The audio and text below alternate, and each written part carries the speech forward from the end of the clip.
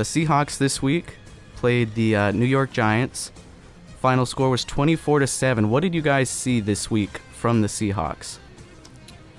I would say disappointment in Jimmy Graham. He had, Nice. I've been a big, as you know, big advocate for tight ends, and he had. It's like soapbox material for you.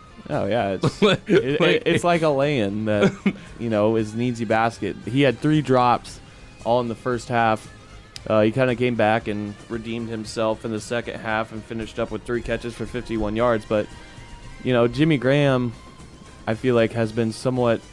People know that he's frustrated, and when he comes out and does something like that, that's not good material for you to put your case on when you drop 3 balls. One of them was a touchdown.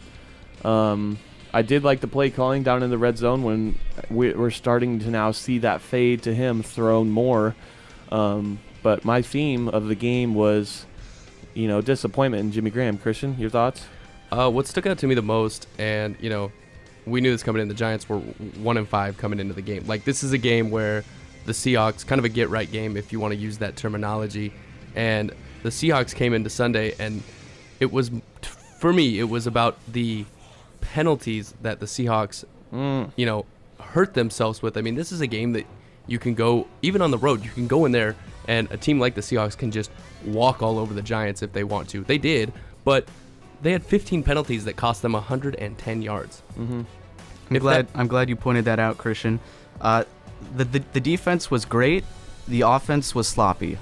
Especially the first half. It was sloppy, and the first half was, it was a close game. It was a 7-3 game at halftime, but you can't. The Seahawks were down at halftime, 7-3, and it was all because of the penalties that they had done to themselves. And if that, like I said, I've said it, it's self-inflicted. If they continue to do that against better teams, and fortunately for the Seahawks, the better teams don't come for a long, long time.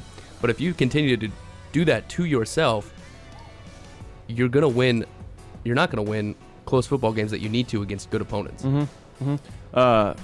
Seth, I'm gonna have to disagree with you on the sloppiness of the Hawks. I mean, Wilson was 27 for 39, 334 yards, three touchdowns. Both Rawls and Lacey both had 11 carries for 60 yards. So that's not the production that we want out of our running game. But I did see some improvement in that offensive line. I really want to highlight Reese Odiambo. He's been playing. He had to step in for George Fant, and he's been playing, in my opinion, lights out over the last 3 games. I really focused on him this game, and he didn't give up 1 sack. He's had some injury problems, especially with that bruised heart, but I feel like he's been the best on that offensive line, and I think we're slowly starting to see that improvement that the Hawks, are usually used to, and we get better just as the season goes along and along. And I think that offensive line is starting to flow with some continuity there. My thing with the Seahawks offense was 3 points in the first half. Mm-hmm. Yeah, the first half was sloppy. And they did turn it over that one time with the lost fumble. Yep.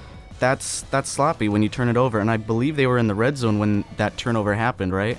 It was towards close. the 50. Yeah. Okay. It was going out. All right. But nonetheless, I mean, Eli Manning only had 134 passing yards for the whole day. New York was only 2 for 12 on third downs. Only 14 first downs for the whole game. Mm-hmm. The Seahawks controlled time of possession, and we scored 3 points in the first half, and the final score was 24-7. Mm-hmm. With the defense being as good as it was, the Seahawks should have won this game 40-0. Yeah, I mean, you can make a point for that very well. I think so many games in the NFL are just, there's no really guaranteed games like there is in college where you're playing an FCS team like we talked about with the Huskies. Each game, especially taking a road trip all the way over to New York, it's never been an easy place to win. And there's no guaranteed games in the NFL. I know the Giants were struggling a little bit, but they looked really good against the Broncos on that Sunday night game the prior week. So I mean, I'm very enthused with where the Hawks are right now, and I'm excited to see what they do this Sunday against Houston, because I think going forward this team is going to be in the playoffs and win the NFC West like I've stood by before.